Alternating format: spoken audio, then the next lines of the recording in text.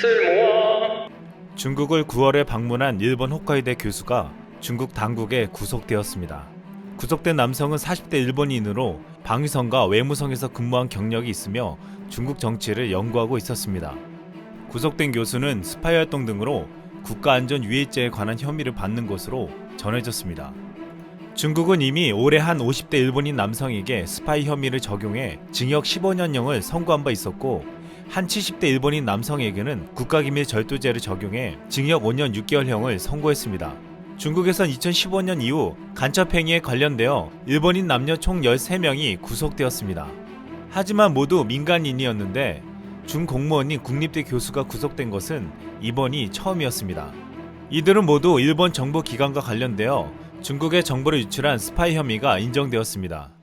일본 정부는 공식적으로 외국에 스파이를 보낸 일이 없다고 부인했고, 일본 스가 관방장관은 우리나라는 절대 그런 일을 하지 않는다, 이는 모든 나라에 대해서도 마찬가지라고 강조한 바 있습니다. 하지만 일본의 첩보활동은 사실 공공연한 비밀에 속한다는 주장이 나왔습니다. 시사저널은 일본에 거주하는 한 북한 전문 저널리스트 K씨로부터 매우 중요한 증언을 보도했습니다. K씨는 중국에서 일본 공안 관계자로부터 필요한 만큼의 금전적인 지원을 보장해 줄 테니 북한에 대한 정보를 제공해 달라고 제안을 받았다고 했습니다. 또한 그는 일본은 한국인에게도 과거 군사정권 시절 정치적으로 망명 혹은 피신해 있는 이들을 대상으로 이런 정보를 수집하게 한 전력이 있다고 말했습니다. 일각에서는 중국도 일본에 대거 스파이를 보내 그 수가 5만 명에 이른다는 주장도 있습니다. 최근 일본에서 중국 스파이가 잡혔는데 이번 일본 스파이 구속은 그의 대항적인 성격이 있다고 분석되기도 했습니다. 그런데 문제는 한국에도 일본 스파이가 활동하고 있다는 것입니다. 지난 2013년 일본 교도통신은 일본 자위대가 한국에서 신분을 위장한 정보 수집팀을 운영하고 있다고 보도했습니다. 육상자위대 비밀정보부대가 냉전시대부터 한국, 중국, 러시아, 동유럽 등에 거점을 설치해 정보를 수집했다는 것입니다. 이들은 육상자위대의 정보어학 인사 등 교육기관인 고다이라 학교 심리방어과정 수료자 수십 명으로 구성됐으며 DIT라고 불린다고 했습니다. 이들은 한국에서 일본 상사업체의 지점사원을 가장한 팀원이 협력자를 활용해 군사정보 치안 정보를 수집한다고 했습니다. 또한 1993년 시노하라 사건은 과거 한국의 친일파들이 국가 기득 권력으로 포진하고 있다는 사실을 알려주었습니다. 해군 소령으로 근무했던 고 씨는 동생이 일본 후지TV에 일하면서 일본 정보기관들이 포섭을 했습니다.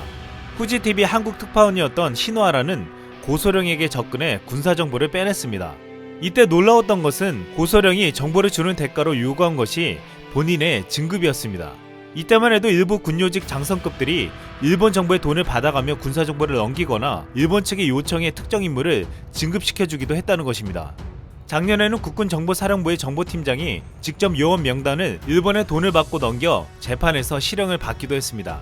한국군이 일본과 정보거래가 많은 것은 해방 후 초기 한국군의 수뇌부가 일본 군관학교 출신들이 많았기에 이후에도 이들은 일본 군관학교 동료들과 교류한 것이 뿌리라는 이야기도 있습니다. 이뿐만 아니라 일본은 한국의 각종 재단, 기업의 민간 연구 지원 기관 등에 자금을 지원하고 한국의 친일 인사들에게도 연구 자금을 지원하고 있다고 알려져 있습니다. 호사카 유지 교수는 일본이 친일파 양성에 매년 1조 원을 쓴다고 폭로한 바 있고, KBS도 지난 8월 방송에서 일본이 친일파들을 매수하는데 매년 1조 원 이상의 돈을 쓴다고 보도했습니다. 일본은 일본 내 한국 유학생이나 과거 유학생이었던 사람들 중에서 사회적으로 활동할 수 있다고 판단되는 사람과 앞으로 유명인이 될 수 있다고 보이는 사람들을 선별하여 교육비는 물론 훗날 연구비라는 명분으로 생활비 지원을 하며 돈을 쏟고 있다고 했습니다. 이 때문에 호사카 유지 교수는 한국 국민들이 걱정해야 할 것은 일본이 아니고 한국 내 증가하는 내국적 활동을 하고 있는 신친일파들이라고 지적하기도 했습니다.